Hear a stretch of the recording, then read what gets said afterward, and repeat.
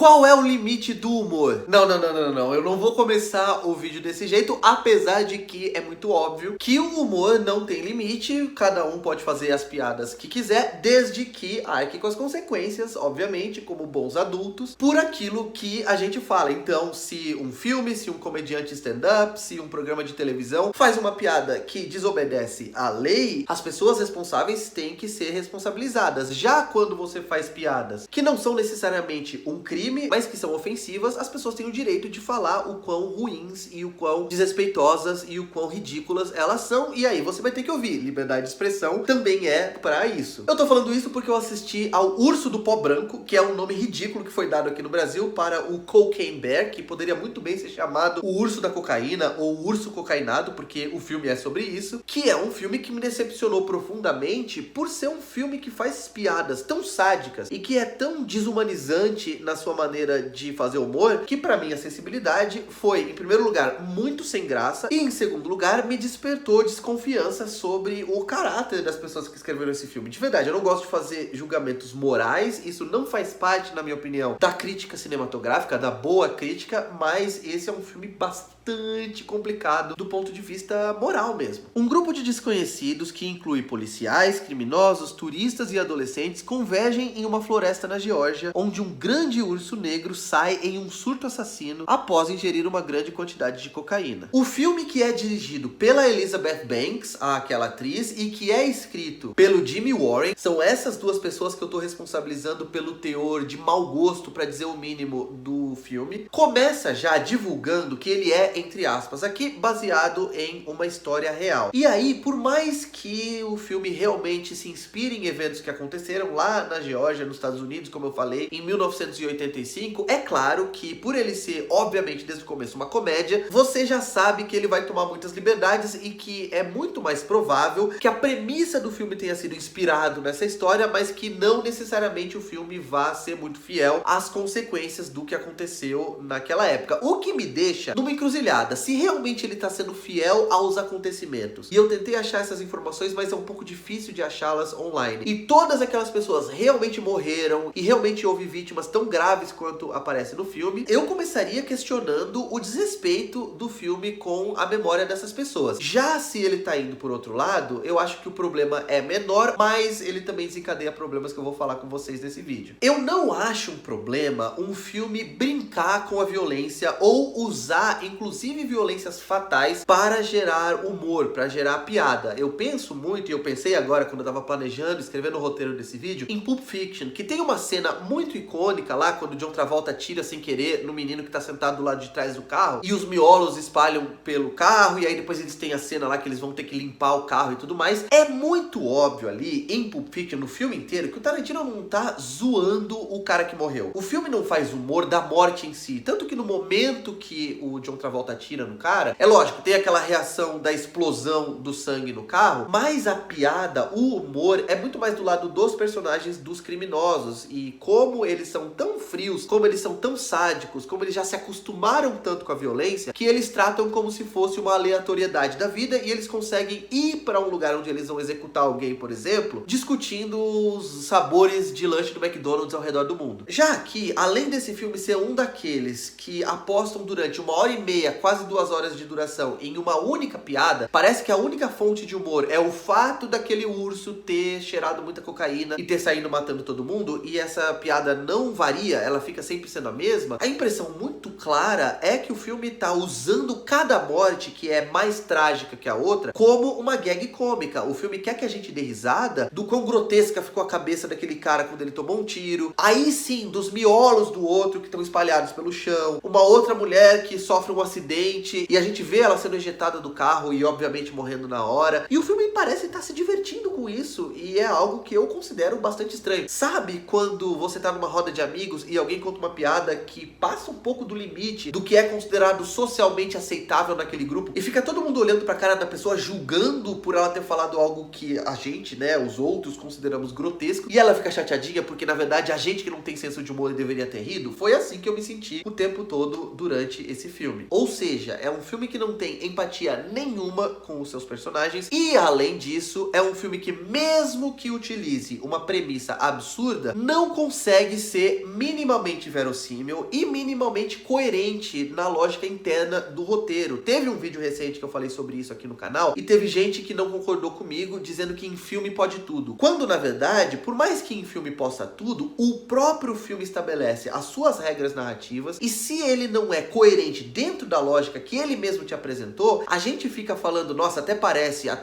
nossa, só em filme. E essa reação não é uma reação positiva. Isso é indicativo de que o roteiro não se sustenta. Durante boa parte de O Urso do Pó Branco, eu me peguei pensando em alguns problemas de lógica. Por exemplo, o urso, quando ele começa a cheirar cocaína, ou a ingerir, na verdade, né, a maior parte da cocaína ele ingere pela boca, ele se transforma num psicopata bastante antropomorfizado. Ele tem atitudes, ele tem olhares, ele tem uma maneira de interagir com outros personagens. Por exemplo, tem vários momentos em que você consegue ver ele atrás de alguém assim, se escondendo, andando devagarzinho pra pessoa não ver. E aí o filme até usa uns jump scares, né, quando ele aparece do nada assim, mas você não sente que foi só o filme te assustando, mas o urso parece que tá ali esperando pra assustar as pessoas. Também não faz muito sentido que com a quantidade de cocaína que ele ingeriu, que em primeiro lugar, né, a gente fica pensando, ué, mas ele não teve uma overdose ainda? Ele age durante toda a projeção como se estivesse em uma constante crise de abstinência e isso não faz o menor sentido. Quanto mais ele ingere a droga, mais ele fica louco quando ele vê ou quando ele sente o cheiro de mais cocaína. Então o filme não consegue se manter coerente nem na sua lógica interna, da sua premissa, que sim, é absurda e tudo bem. E se um filme que deveria te fazer rir não te faz, deveria fazer você se importar minimamente com o destino e com a morte trágica dos personagens, e não só não faz, quanto tira sarro dessas mortes. E também desperta, enquanto isso, esse tipo de pensamento, você fica pensando o quanto de droga um urso precisava comer pra ter uma overdose, eu acredito que é um forte indicativo de que tem alguma coisa muito errada com esse roteiro também. Gosto do elenco, eu realmente acredito que o destaque fica pela Margot Martindale, que é aquela mulher que faz a guarda do parque. E no final das contas, além dessa curiosidade, o filme todo gira em torno da curiosidade desse Pablo Escobar correndo pelo parque e matando todo mundo. Ele também ficou marcado como um dos últimos filmes, ou talvez o último, do grande, saudoso Ray Liotta. Se vocês assistirem ao filme, venham aqui dizer nos comentários, claro, com respeito, focando os comentários de vocês em argumentos. Vocês gostaram, não gostaram, concordam ou discordam dos pontos que eu apresentei nessa crítica? Deem um like nesse vídeo e desse lado aqui, como sempre, eu vou deixar o ícone com o meu rosto. Você pode passar o mouse ali em cima e se inscrever no canal. E já clicar no sininho em sempre, para sempre receber notificações de vídeos novos por aqui. E do outro lado eu vou deixar uma sugestão de vídeo que eu acho que tem a ver com esse vídeo que você acabou de assistir e que você vai gostar, beleza? Eu vou ficando por aqui. Um abraço, tchau!